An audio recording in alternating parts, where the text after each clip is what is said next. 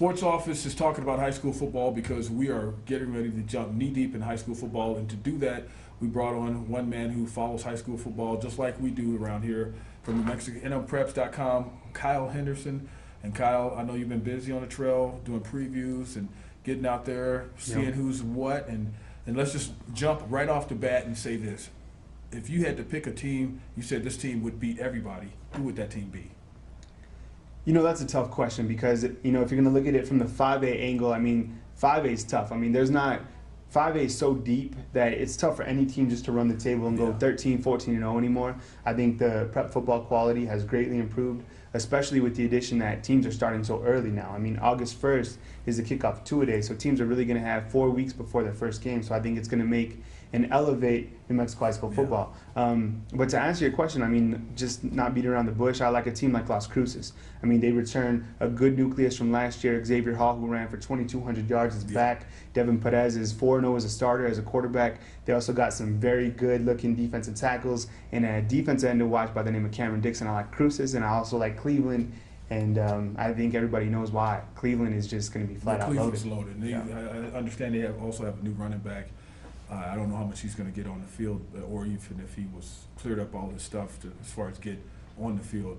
But one thing that you touched on, Las Cruces did a lot better than what people gave them credit for last year because they were young. They had, X Hall is the only guy who's, like the proven veteran out there, but they were young and had some growing pains during the season. But once they got it together, you saw them almost to do the unthinkable, try to make a little run at the end and get through the playoffs, but it was for naught this year, because last year was Mayfield's year.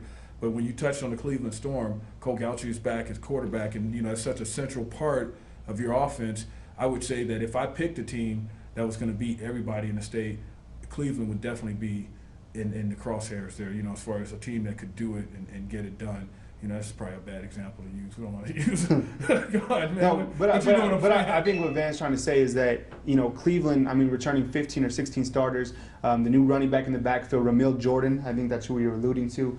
He's trying to get things cleared up. He's a multi-purpose athlete, very similar to Isaiah Conklin. They also got Reese White on the outside. Now, he's a big-time wide receiver, big physical, 6'2", 210 pounds, caught a lot of passes last year. Don't forget about Denzel Glover, 330 pounds of just pure nastiness. So Cleveland and Kirk Potter, I mean, I'm one of the legendary high school football coaches. Cleveland definitely going to roll this year. Kirk Potter came in as coach, and that southeastern New Mexico background. We were talking about this at another time, how Bruce Carver starting that whole thing up as far as the athletics department, when they came in and they put in the facilities.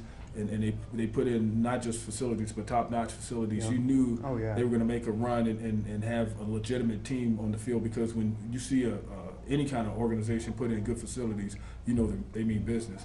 And Cleveland did that right out of the gate. As far as other teams in 5A, I think it's going to be a tough year for the Valley Vikings, even though it's an interesting dynamic, because you got these kids who were very successful in Yaffle, winning like 3 Super Bowls all together.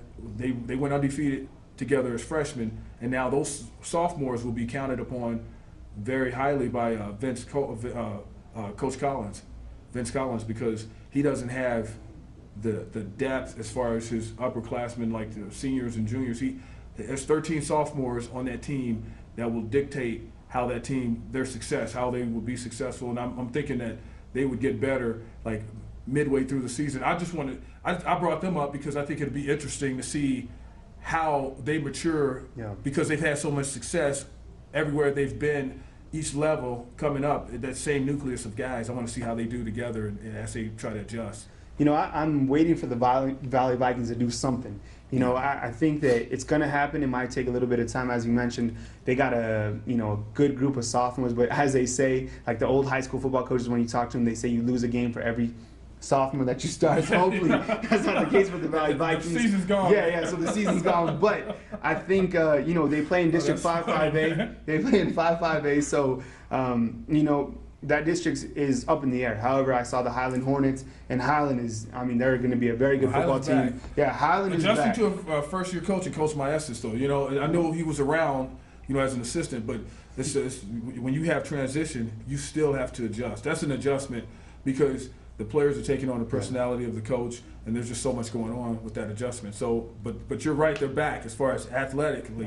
They have some athletes on that team. Highland guys to watch include David Brown, who I think is going to hit it out of the park this year. He's going to take over at quarterback for Dylan Chavez, who threw for over 2,000 yards last season. They also have Bobby Newcomb's cousin, or I think it might be his brother, Mustafa Newcomb. He might have a different last name, but he's out there as a defensive back. I saw him the other day in Highland's inter-squad scrimmage. Kid's a stud. So Highland definitely has the athletes, and this year I think they're going to mix that over with the veteran lineman core. So Highland could be the team to beat once again in District 5-5A.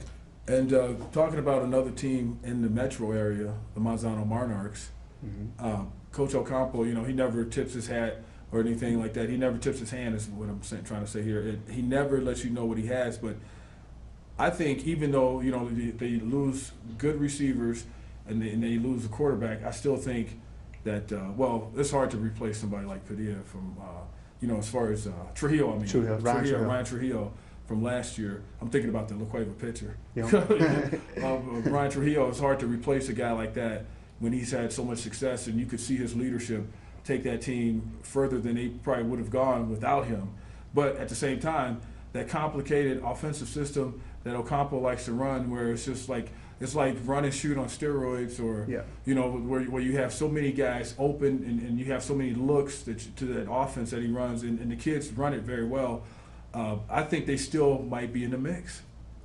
Manzano, last year they had not only Ryan Trujillo, who was a Gatorade Player of the Year, and I believe the Chevrolet Player of the Year, right? New Mexico, ChevyDealers.com. Yeah. So, he won multiple accolades at the end of last season. They also had that talented receiving core who just didn't drop a football all season long. No. Josh Bowen, Kevin Reeves, guys like that. This year they do return 6 defensive players, and that's usually an indication of where Manzano is going to be, because their offense is always going to be there under Coach Ocampo. And I think, they're still at the top of 2-5A, but as you know, that district is very tough, because you got Manzano, El Dorado, even Sandia, who's looking very good, and then don't forget about who we're missing out just off the top of my head. Did we mention La Cueva? La Cueva, Manzano, El Dorado, and Sandia. They're El Dorado. So very tough districts. And La Cueva, as far as talking about them, there's the transition because of Ed Lucero becoming their coach. Fred Romero gone, the off the field incident that kind of hammered the program last year. They're trying to just have an image makeover at this point. And but when I was out there at their practice, one guy that I noticed, one guy that they were using a lot, happens to be my coworker of mine, her son, Weston Mathis, was running back, linebacker, everything, kick returner, punter. It seemed like they wanted him to assume the role that Ronnie had, which is some big shoes to fill. But Weston seems up for the task as far as handling those duties. He's not shying away from it, but at the same time, let's face it, Ronnie Daniels he's like a once in a generation type of guy, man. La Cueva not only loses Ronnie Daniels, who basically owns every single New Mexico high school football rushing record, but they also lose Fred Romero. And, hate him or love him, you have to respect the fact that he did win 3 state championships, and no other Metro coach has been able to do that within the last 10 years. So you lose those 2 guys. Coach Lucero takes over, hasn't been in the coaching game since 1998. I went over there, I talked with him as well. But, there is good cohesiveness with this senior group. Weston Mathis, definitely one guy to watch. I'm also interested to see how Michael Walsh takes over the quarterback role, and guys like Justin Griego, the 6'7" tight end, and then you also had there's a couple other. La Cueva definitely has speed. Tyler Wolf, another guy to watch. So La Cueva still has the athletes, but let's see how everything kind of gels with Coach Lucero this year. And we would be remiss not to talk about the defending 5A champions, Mayfield Trojans, and Ricky Milks out there. That kid, well, all 5'2" of them. He's got to be the shortest running back in New Mexico right now. That kid, do you know any running backs that good that short? There's one guy. His name is. There's one guy. He's not quite as good. Shorter than Ricky? He's short. Check this out. He's from Hobbs, New Mexico. His name's Dario Moore. He's 5'4", 185 pounds. I saw him just a couple weeks ago, and he hits the hole. So you have guys like that, but Ricky Milks, like Van was saying, you can't forget about the Mayfield Trojans. They returned this year with 35 seniors. So it was like, who graduated last year's class? Because everybody, they got a good group returning. Isaac Ramirez, who's who was the MVP at our Elite 100 Combine just a couple weeks ago at linebacker, and then Axton Franzo, who looked like Dan Marino in the state title game, throwing for over 300 yards. No one ever talks about him, you know. So he's returning, and I talked to Coach Bradley, and one thing he said as I left, he's like, the Mayfield Trojan tradition is alive and well, and I would definitely agree with that. So Mayfield Trojans right up there. Eric Roanhouse and the Clovis Wildcats. I say that. What do you think? I think just the dynasty of New Mexico high school football this year. I was just in Clovis yesterday. I'm still trying to recover from that drive. But here's the thing with Clovis. Last year, they were 5-7. The last time they went under 500 was in 2000. The following year, they went 13-0 and won the state title in 2001. I think a big addition to Clovis this year is the fact that Eric Roanhouse's son, Chad Roanhouse, is their offensive coordinator. And if you know, I know he didn't have the best run at Highlands. I mean, New Mexico Highlands is a tough place to win football games at. Yeah, but he did win. But before that, Robertson, he won like 3 state titles. So he's back in the mix. Clovis is massive. They got 6'5", 296-pound Kenny Betts at defensive tackle. Clovis is Clovis. Yeah, that's all you can say about them. I've watched under Roanhouse. I watched those guys once like struggle at the beginning of the year, like lose all their non-district games, and then when district started, they ran the table all the way through the championship. Yeah. You know, so when we're talking about Clovis, you're talking about, hey, you know, let's just wait and see. 4A, you got to talk about the Goddard Rockets. You know, and I think when Coach Jernigan, every year he seems to find you know, he kind of reminds me of like when Rocky Long was coaching New Mexico. It's like you have a different cast of characters, but you have that same toughness that from the other guys taught the younger guys well. Yeah. And I know Green is back, and David Anaya, the running back, and we saw David Anaya just put on a highlight reel last season. Goddard is, no doubt about it, the #1 team in Class 4A. I know Artesia won last year, so sometimes you like to put that team as the first place going into the season, but there's no way to switch it up. I mean, Goddard is a team to beat. Like Van said, Ryan Green returns. He looked fantastic this summer at our combine. I mean, you have David Anaya, 187 pounds, and he doesn't run the fastest 40, but get him on Friday nights. I mean, there's football speed, and he definitely has it. So Goddard, I mean, they're going to be very tough to beat. To the ground, man. Yeah, he's tough. I mean, that Rio Rancho game last year, is nightmarish. Yeah, and with that said, I know we're running out of time here. Robert Pugsley behind the camera has got some work to do, but with that said, we'll get to the other classes at another time. But Artesia and Lovington to start the season, week 1, Artesia at Lovington. What do you think? That's a big-time football game. It's probably one of the biggest football games taking place outside of the Rio Rancho and Goddard Week 1 matchup, just because those are 2 such large schools. But, I mean, 17 state titles for Lovington, 27 for Artesia. I guess that's maybe the biggest game in the whole Southwest region. So I saw Lovington, same old story. I mean, there's not much of a talent drop. Artesia loses 19, but they also return Cooper Henderson. So Artesia, Lovington, big-time football. Landry Jones, Brian Urlacher. I mean, throw it all in there. Throw the Bulldog Bowl, wherever that game's at, whether it's in the Bulldog Bowl or the Smurf Turf.